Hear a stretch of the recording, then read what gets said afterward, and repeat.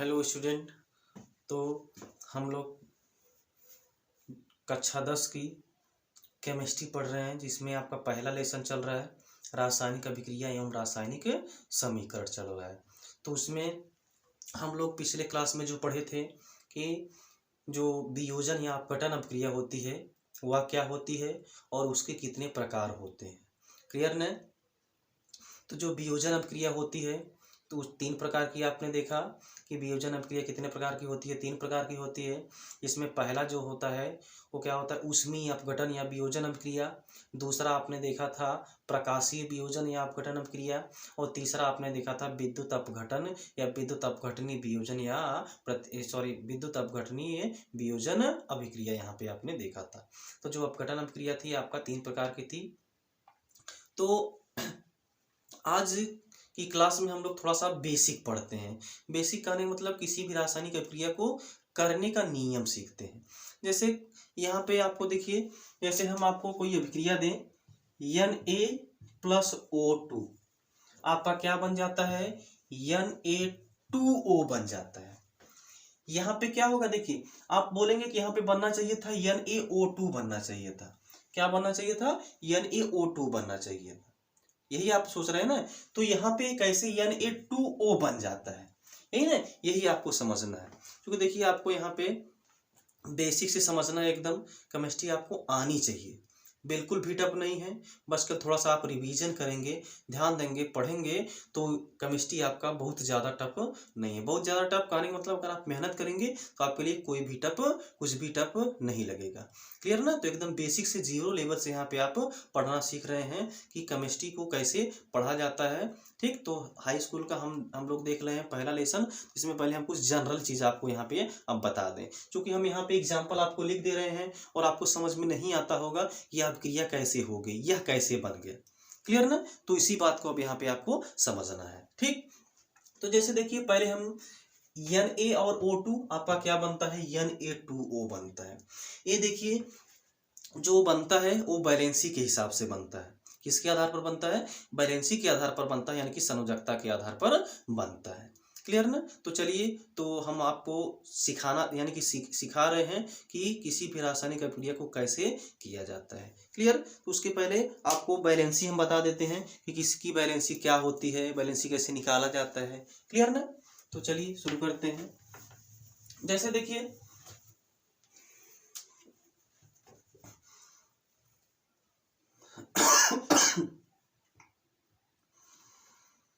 चलिए देखिए, जैसे मान लीजिए पहला वर्ग है आपका hydrogen, lithium, sodium, potassium, rubidium, caesium और फ्रांसियम है। ये है आपका पहला वर्ग पीरियोडिक टेबल का। देखिए सभी के बाहरी कोश में कितना इलेक्ट्रॉन होगा, 1 इलेक्ट्रॉन होगा। यहाँ पे कितना इलेक्ट्रॉन होगा, 1 इलेक्ट्रॉन होगा। क्लियर? तो आप ये सोच रहे होंगे तो इसकी संयोजकता आप कैसे निकालेंगे। तो इसकी संयोजकता जो बाहरी कोश में इलेक्ट्रॉन है वही इसकी क्या हो जाएगी, संयोजकता हो जाएगी यहाँ पे। क्लियर ना? तो जैसे यहाँ पे देखिए हाइड्रोजन है, इसके बाहरी कोश में इसका परमाणु क्रमांक 1 होता है, इसका 3 होता है, इसका 11 होता है, इसका आपका 19 होता है, इसका 37 होता है, इसका 55 होता है और इसका आपका 87 होता है। ठीक है। जो हाइड्रोजन होता है, हाइड्रोजन का परमाणु क्रमांक 1 है, तो इसका इलेक्ट्रॉनिक विन्यास करेंगे तो आपको 1 मिलेगा। यानी कि पहले वाले कोश में आपका क्या मिलेगा, 1 इलेक्ट्रॉन मिलेगा। उसके बाद अगर हम लिथियम की बात करें तो लिथियम के बाहरी कोश में आपका 2,1 हो जाएगा, ये इसका इलेक्ट्रॉनिक विन्यास है। सोडियम को करेंगे तो क्या पाएंगे, 2,8,1 पाएंगे। तो आप क्या देख रहे हैं, उसके बाद इसका करेंगे 2, 8, 8 और 1 मिलेगा। तो आप क्या देख रहे हैं, सभी के बाहरी कोश में कितना इलेक्ट्रॉन है, 1 इलेक्ट्रॉन है। तो यही इसकी क्या हो जाएगी, संयोजकता हो जाएगी। यानी कि इसकी जो संयोजकता आएगी यहाँ पे क्या आएगी, प्लस में 1 आएगी। क्या आएगी, प्लस में 1 आएगी। क्लियर?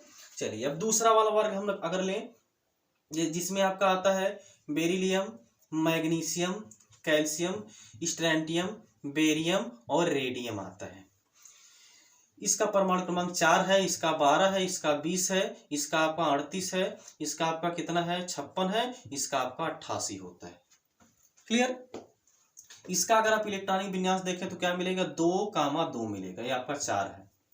इसका करेंगे तो क्या मिलेगा 2 8 और 2 मिलेगा, इसका करेंगे तो 2 8 8 और 2 मिलेगा। तो इसमें आप क्या देख रहे हैं, सभी के बाहरी कोश में आपका कितना इलेक्ट्रॉन है, 2 इलेक्ट्रॉन है। तो इसकी संयोजकता यहाँ पे कितनी हो जाएगी, 2 हो जाएगी, प्लस में 2 हो जाएगी, यानी कि ये क्या हो जाएगी, प्लस में 2 हो जाएगी।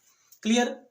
वहीं अगर आप बात करें पी ब्लॉक का, जिसमें आपका बोरान होता है, एल्यूमिनियम होता है, गैलियम होता है, इंडियम होता है और थैलियम होता है, इसकी जो संयोजकता होती है, यानी इसके जो बाहरी कोश में इलेक्ट्रॉन होता है, ये आपका कितना होता है, 3 होता है। इसकी वैलेंसी आप क्या रखेंगे, 3 रखेंगे। अब यहां तक तो ठीक है कि अगर 1 से 3 तक हुआ बाहरी कोश में इलेक्ट्रॉन, तो उसकी वैलेंसी हमने वही बताया, उसकी संयोजकता आप क्या बताएं, वही बताएं कि या तो एक रहेगा बाहरी कोश में तो 1 इलेक्ट्रॉन हो जाएगा, 2 रहेगा तो 2 हो जाएगा, 3 रहेगा तो कितना हो जाएगा, 3 हो जाएगा। लेकिन अब यहाँ पे अगर बाहरी कोश में 4 इलेक्ट्रॉन है, अगर बाहरी कोश में, ध्यान से समझिएगा यहाँ पे, अगर किसी के बाहरी कोश में 4 से 8 के बीच में इलेक्ट्रॉन आ रहा है, अगर किसी तत्व के बाहरी कोश में कितना इलेक्ट्रॉन आ रहा है, 4 से 8 के बीच में इलेक्ट्रॉन आ रहा है, तो उसकी संयोजकता जो होती है वो 8 माइनस n से निकालते हैं। किससे निकालते हैं, 8 माइनस n से निकालते हैं। यानी कि n क्या है, यहाँ पे जो बाहरी कोश में इलेक्ट्रॉन की संख्या है वही n है, उसको हम क्या करेंगे, 8 में से घटा करके बताएंगे, जो आएगा वही उसकी क्या होगी, संयोजकता। और वह जो संयोजकता होगी वो आपका निगेटिव में आएगी, यानी कि माइनस में आएगी। क्लियर ना। जैसे देखिए हम ले लें, अगर आपका फ्लोरीन है, क्लोरीन है, या आपका ऑक्सीजन ले लें, उसके बाद हम ले लें आपका सल्फर ले लें, तो ऑक्सीजन का परमाणु क्रमांक 8 होता है, फ्लोरीन का आपका 9 होता है, सल्फर का आपका 16 होता है, क्लोरीन का आपका 17 होता है। तो फ्लोरीन जब करेंगे तो क्या मिलेगा, 2 और 7 मिलेगा। अब देखिए इसके बाहरी कोश में कितना इलेक्ट्रॉन है, 7 इलेक्ट्रॉन है। कितना इलेक्ट्रॉन है, 7 इलेक्ट्रॉन है। तो क्या यह इसकी बाहरी कोश में 1 से 3 के बीच में इलेक्ट्रॉन है, नहीं। अगर 1 से 3 के बीच में इलेक्ट्रॉन होता तो उसकी संयोजकता हम वही बता देते कि इसकी संयोजकता आपका इतनी है, यानी 1 है बाहरी कोश में तो 1 हो जाएगा, 2 है तो 2 हो जाएगा, 3 है तो 3 हो जाएगा। लेकिन यहाँ पे कितना है, 7 है, इसके बाहरी कोश में 7 इलेक्ट्रॉन है। इसकी वैलेंसी कैसे निकालेंगे, ये वाला रूल लगा करके, यानी कि 8 माइनस n। अब देखिए क्या करेंगे, 8 माइनस 7, यानी क्या है, यहाँ पे बाहरी कोश में इलेक्ट्रॉनों की संख्या है, तो 8 में से 7 घटाएंगे तो आपका कितना आएगा, 1। अब यहाँ पे जो इसकी वैलेंसी आएगी वो आपकी क्या आएगी, माइनस में 1 आ जाएगी। वहीं अगर ऑक्सीजन को देखें तो ऑक्सीजन के बाहरी कोश में 6 इलेक्ट्रॉन होता है, तो 8 माइनस 6 करेंगे आपका क्या आ जाएगा, 2। ये आपका माइनस में आएगा, किस में आएगा, माइनस में लेंगे यहाँ पे। क्लियर। तो बैलेंसी आपको निकालना आ गया यहाँ तक। चलिए अब जैसे हम एग्जाम्पल यहाँ पे आपको बताना सिखा रहे हैं, लगाना सिखा रहे हैं, इसको मिटाएं। चलिए देखिए आगे। अब जैसे हम ले लें एग्जाम्पल आपका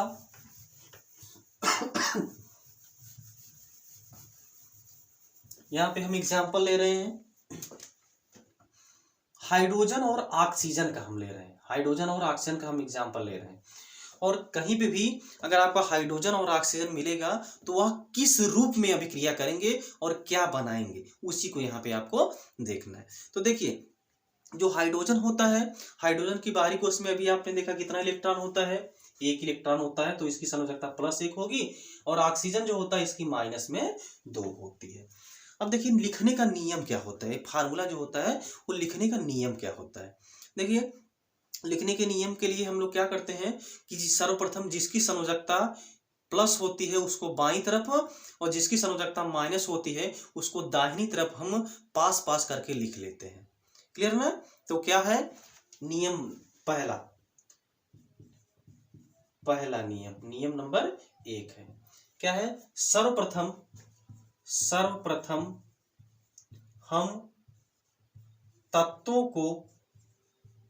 को पास पास करके रख लेते हैं, लिख लेते हैं। दूसरी पॉइंट, जिसकी संयोजकता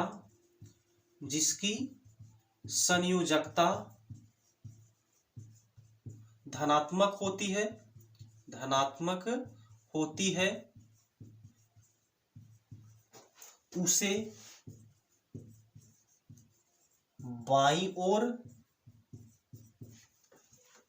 तथा जिसकी संयोजकता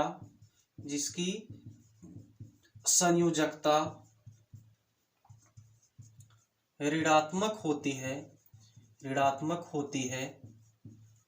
है उसे दाहिनी ओर रख लेते हैं। क्लियर। तो पहली पॉइंट हमने क्या देखा, सर्वप्रथम हम तत्वों को पास पास करके लिख लेते हैं, और पास पास करके लिखने के लिए हम क्या करते हैं, जिसकी संयोजकता प्लस में होगी यानी धनात्मक होगी उसको बाईं तरफ रखेंगे, और जिसकी संयोजकता माइनस में होगी यानी ऋणात्मक होगी उसको हम क्या करेंगे, दाहिनी साइड में रख लेंगे। क्लियर। और बायां और दायां तो जानते हैं ना सब लोग। क्लियर। तो चलिए अब उसके बाद तीसरी पॉइंट जो होगी वो क्या होगी, तत्वों के ऊपर उसकी संयोजकता लिख लेते हैं। क्या करेंगे, अब तत्वों के ऊपर उसकी संयोजकता लिख लेंगे। ठीक।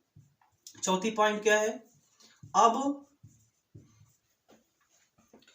धनात्मक तत्व की संयोजकता का गुणा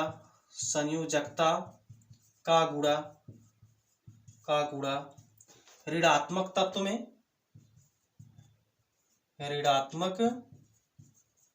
तत्व के नीचे तथा ऋणात्मक तत्व की संयोजकता का गुणा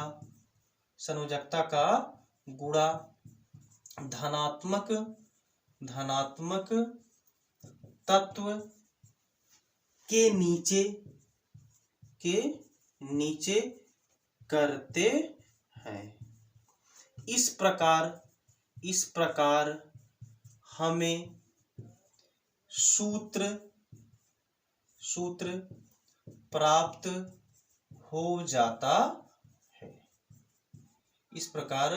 सूत्र प्राप्त हो जाता है। एक बार फिर से देख लीजिए। पहली पॉइंट क्या है, सर्वप्रथम हम तत्वों को पास पास करके लिख लेते हैं। दूसरी पॉइंट क्या है, जिसकी संयोजकता धनात्मक होती है उसे बाईं ओर रखते हैं तथा जिसकी संयोजकता ऋणात्मक होती है उसको दाहिनी ओर रखते हैं। क्लियर। तीसरी पॉइंट आपने क्या लिखा है कि तत्वों के ऊपर उसकी संयोजकता लिख लेते हैं। अब क्या करेंगे, तत्व जो दिया रहेगा उसकी संयोजकता जितनी रहेगी उसको उसके ऊपर लिख लिया जाएगा। आगे क्या है, अब धनात्मक तत्व की संयोजकता का गुणा ऋणात्मक तत्व के नीचे तथा ऋणात्मक तत्व की संयोजकता का गुणा धनात्मक तत्व के नीचे करते हैं। इस प्रकार हमें सूत्र प्राप्त हो जाता है। क्लियर। इसको नोट करिए, उसके बाद फिर हम आपको एग्जाम्पल दे रहे हैं। क्लियर हो गया। चलिए देखिए, अब इसको हम रफ कर रहे हैं। अब देखिए एग्जाम्पल, नियम थोड़ा सा आप ध्यान रखेंगे, जो नियम हमने यहाँ पे लिखा जैसे हम आपको दे रहे हैं यही आपके सामने एग्जाम्पल दिया गया है। हाइड्रोजन और ऑक्सीजन ये दोनों को हमको मिला करके आपका क्या बनाना है, सूत्र लिखना है इसका। तो क्या लिखेंगे, देखिए सर्वप्रथम क्या करेंगे, जिसकी संयोजकता प्लस होगी यानी धनात्मक होगी उसको बाईं तरफ रखेंगे, और जिसकी संयोजकता ऋणात्मक होगी उसको दाहिनी तरफ रखेंगे, और इन दोनों को पास पास करके हम क्या करेंगे, लिख लेंगे। अब क्या करेंगे, धनात्मक तत्व की संयोजकता का गुणा ऋणात्मक तत्व के नीचे और ऋणात्मक तत्व की संयोजकता का गुणा धनात्मक तत्व के नीचे क्या कर देते हैं, यानी कि तिर्यक गुणा कर देते हैं, इसका यहाँ पे और इसका यहाँ पे। क्लियर। अब देखिए क्या मिलेगा आपको, हाइड्रोजन के नीचे देखिए क्या मिलेगा, 2 मिलेगा। यहाँ पे थोड़ा सा ध्यान देना ये है आपको कि चिन्ह यहाँ पे नहीं लिया जाएगा।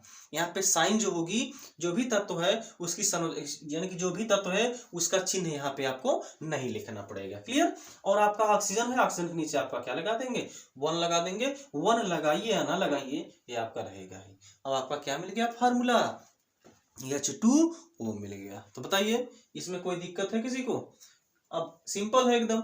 जो आप नियम जानते हैं नियम के आधार पर आप करिए, तो यहाँ पे इसका सिंपल आपका इसका फार्मूला आप प्राप्त कर सकते हैं। अब देखिए और एग्जांपल, जैसे अगर हम दे दें आपको सोडियम और ऑक्सीजन, इन दोनों को मिला के आपको फार्मूला बनाना है, किसका सूत्र निकालना है, तो क्या करेंगे, वही प्रोसेस है, जिसकी संयोजकता प्लस होगी उसको बाईं तरफ रखेंगे, जिसकी संयोजकता माइनस होगी उसको दाहिनी तरफ हम रख लेंगे। क्लियर, पास पास करके। अब ये देखिए Na है और ये आपका O है। अब आप जानते हैं Na की जो संयोजकता होती है वो प्लस में 1 होती है, निकालना भी हम वहां पे बताए थे आपको, और ऑक्सीजन की जो संयोजकता होती है वो कितनी होती है, माइनस में 2 होती है। बस वही प्रोसेस, तिर्यक गुणा करा दीजिए इसका नीचे यहाँ पे। अब देखिए Na के नीचे क्या लग जाएगा, 2 लग जाएगा, और O के नीचे आपका 1 लगेगा, तो 1 आपका तो है ही, आपका क्या मिल जाएगा, Na2O यानी कि सोडियम ऑक्साइड मिल जाएगा। क्लियर। और देखिए एग्जांपल, चलिए देखिए, इसके बाद हम आपको ले लें Mg दे दें और आपका O है। अब इसकी आपको संयोजकता निकालना है, या सॉरी इसका आपको फार्मूला बताना है, तो कैसे बनेगा, देखिए Mg की जो संयोजकता होती है वो कितनी होती है, प्लस में 2, और O की कितनी होती है, माइनस में 2 होती है। तिर्यक गुणा कराएंगे तो Mg के नीचे आपका 2 लग जाएगा और O के नीचे भी क्या लगेगा, 2 लगेगा।